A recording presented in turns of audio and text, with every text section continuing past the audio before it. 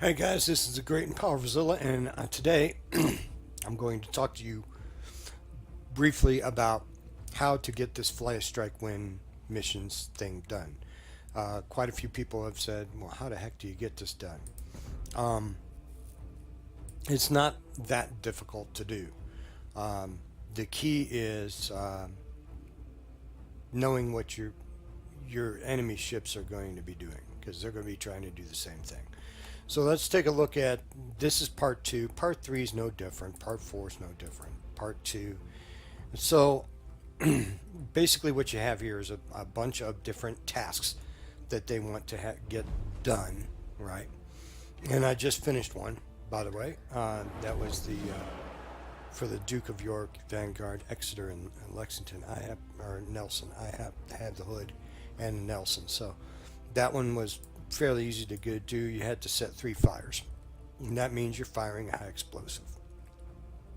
In so doing, you're also destroying ship modules. So the key, I think, with a lot of these is just to try and kill 2 birds with 1 stone, so to speak. Okay. All right. The other thing too, and the one that gets most people, is this one right here. All right. Because that has to be done in a random battle. Well, obviously it has to be done in a random battle. They have not programmed CVs for the co-op battles, or for that matter for operations. So it has to be done in a random battle. Okay, how do you do that? Well, you have to know how a CV thinks and how a CV acts. All right. So basically what you want to do is you want to pick a ship that is unassuming as far as any aircraft goes, but sneaky unassuming.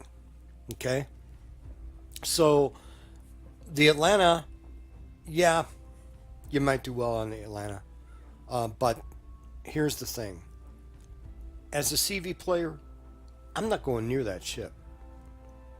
I am not going anywhere near that ship because it's going to shoot down all my planes. Okay? The same thing can be said for the Boise or the Kid, and especially the Cleveland. But the Indianapolis is sneaky good at getting this done. Now, there's a couple of things that you have to do as a player when you play against a CV to bait them into sending their planes after you. I'll get into that in a minute. But let's just take a look at the modules I put on the Indianapolis here. And I've got defensive fire and fighter 2, which you guys should have hundreds of these things. They give them away all the time. All right. Now,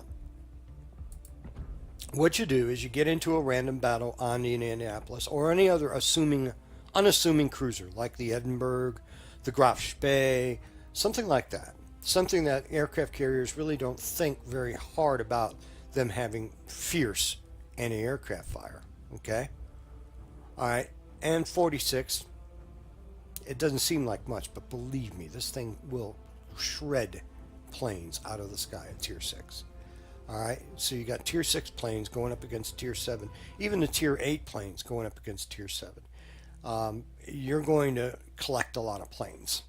All right. So what you do is you go into battle, and instead of doing what you typically do on a cruiser, go off by yourself. Don't hide behind that island. Go off by yourself. And that right there is cheese on the mousetrap.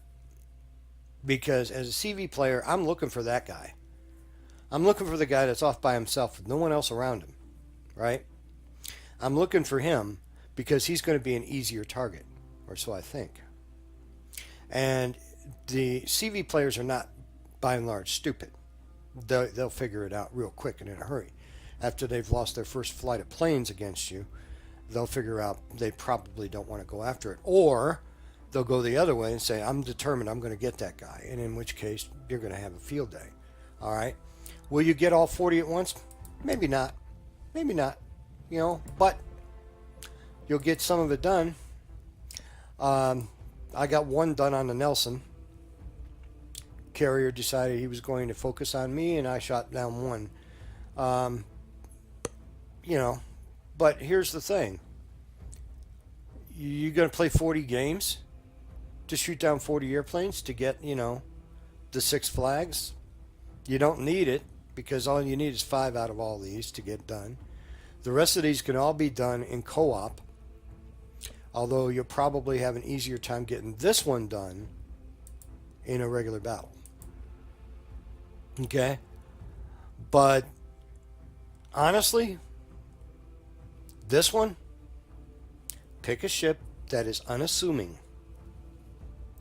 Go off by yourself, and you will bait that carrier player into coming after you almost every single time. Now, the other way is guarantee, because there's no guarantee you're going to get into a match with a carrier. God knows, 6 out of 10 times you go into a match, there's no carrier. Maybe even higher. Your mileage may vary. I don't know. Okay? But another ship that's sneaky good at any aircraft, and every carrier player should by now know about the Texas. But the Dallas.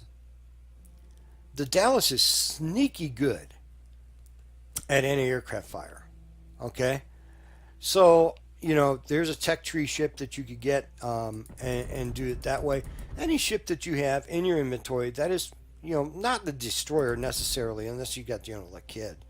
That is sneaky good at any aircraft will be good for you to do.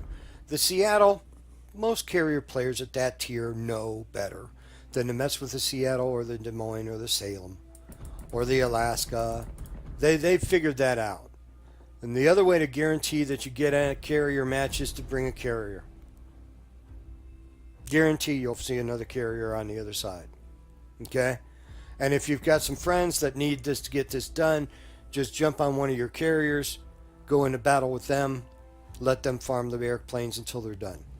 Because that's the only way to 100% guarantee that you will see a aircraft carrier on the other side. All right? Little ships like this, like the Molotov, anything with like a level of 40, that's a little bit low, 30, but something sneaky good at any aircraft fire. The Shores might be a good one, 41. Anything with 40 to 50, it looks kind of unassuming. The Nuremberg, that has a 25, not really what you want to look for. The Scharnhorst is sneaky good at any aircraft fire. Most carrier players have figured that out.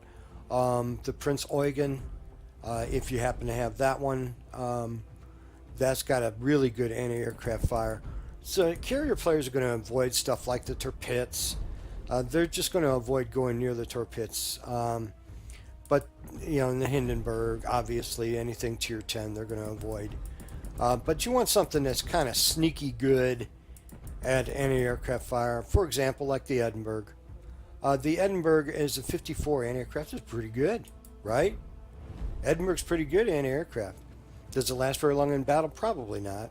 You're island camping and whatnot. But here's the thing. You're trying to bait that carrier into sending its planes after you. It sure as heck is not going to go after a Minotaur, guys, unless you get lucky. If you're in a regular match and you're trying and struggling to get those 40 planes shot down because you just want to get it done, the Edinburgh or something like that, something mid-range, unassuming, and sail off by yourself. Honghae, there's another one that people don't think about. Pretty darn good anti-aircraft fire. Go off by yourself. That aircraft carrier is going to come looking for you. De Grasse, I don't know how many people have the De Grasse. It's a premium 33, not very good. Okay, but the Normandy, sneaky good anti-aircraft. I know it says 21, but that's actually pretty good anti-aircraft platform. French ships in general, they can cause you problems with anti-aircraft. Again, tier 9, tier 10, carriers tend to avoid.